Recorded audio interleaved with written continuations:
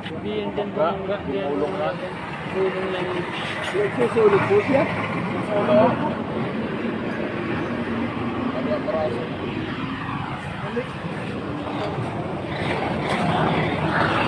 Kaya. Panggulang. Ay, sumanda lang. Sumando lang. Ibig sabihin ay sa karsada siya, ano? Sinapon. Ikon dito yan. Wala naman itong tama. Wala.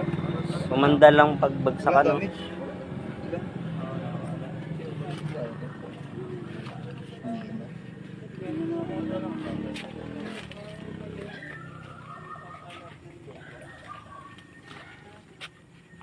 Ayun, nasa ring.